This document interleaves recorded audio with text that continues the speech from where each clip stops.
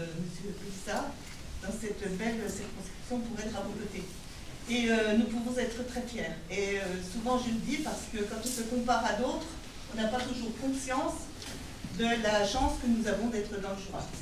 Nous avons un département magnifique de par son patrimoine, de par sa nature, mais aussi de par la qualité de ses habitants, de par les talents, de par les savoir-faire d'exception, de par l'engagement collectif des Jurassiens.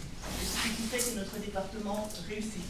Donc je formule aussi des vœux pour notre circonscription et notre département, des vœux de réussite, de continuité, pour que nous continuions à être dans un département où on trouve de l'emploi. Nous sommes à 5% de chômage. Nous sommes un des départements où il y a le plus d'emplois, d'attractivité économique. Un département aussi où il y a une riche vie associative, des associations formidables qui maintiennent à la fois la solidarité, l'entraide, mais aussi l'accès au sport, à la culture dans nos communes. Et puis nous avons aussi des services publics de qualité. Et je tiens à souligner nos forces de l'ordre, qui sont très présents sur le territoire, qui sont dévoués, attentifs aux besoins de la population et qui maintiennent dans notre département un niveau de sécurité que beaucoup de départements nous envient. Nos pompiers aussi, qui sont très présents.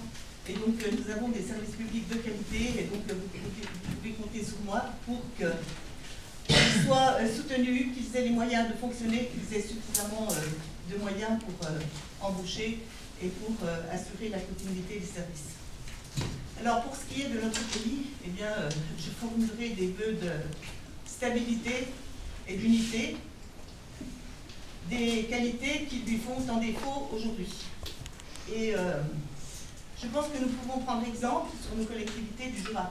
Quand on est dans une commune comme Sezançay, dans une collectivité comme Éclate, ou dans un département comme le conseil départemental du Jura, les gens qui sont autour de la table ne sont pas tous du même parti politique. Ils n'ont pas toutes les mêmes convictions.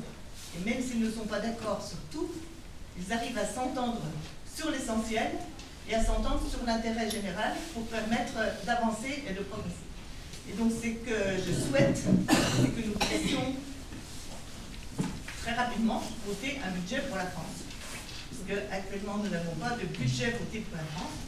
Nous avons voté une loi spéciale qui permet d'assurer la continuité des services indispensables, mais nous n'avons pas de budget. Et donc, quand on n'a pas de budget, on ne peut pas faire des projets, on ne peut pas répondre aux collectivités qui ont des projets et des investissements à faire. On ne peut pas répondre aux associations qui attendent aussi des financements. Et donc tout ce que je souhaite, c'est que nous ayons un retour du bon sens, un retour du sens des responsabilités pour voter un budget pour la France. Et donc moi, pour ma part, j'ai soutenu le gouvernement Barnier, je soutiens le gouvernement Bayrou, et même si on n'est pas toujours d'accord sur tout, je pense qu'aujourd'hui, nous devons faire l'effort de nous entendre, d'aller à l'essentiel. Parce que la France est un beau pays, la France est un pays qui réussit, c'est une puissance importante dans le monde, c'est une puissance qui est respectée. Et donc l'image que nous donnons non seulement à l'international, mais aussi à l'intérieur, à nos compatriotes, est vraiment déplorable.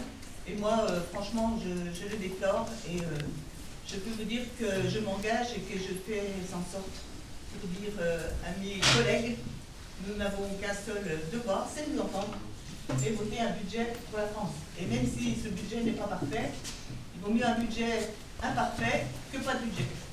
Et donc vous pouvez compter sur moi pour m'engager dans ce sens-là. Donc je vous répète que je suis votre relais, je suis à votre disposition. Je suis ici avec mon collaborateur parlementaire qui est Michael.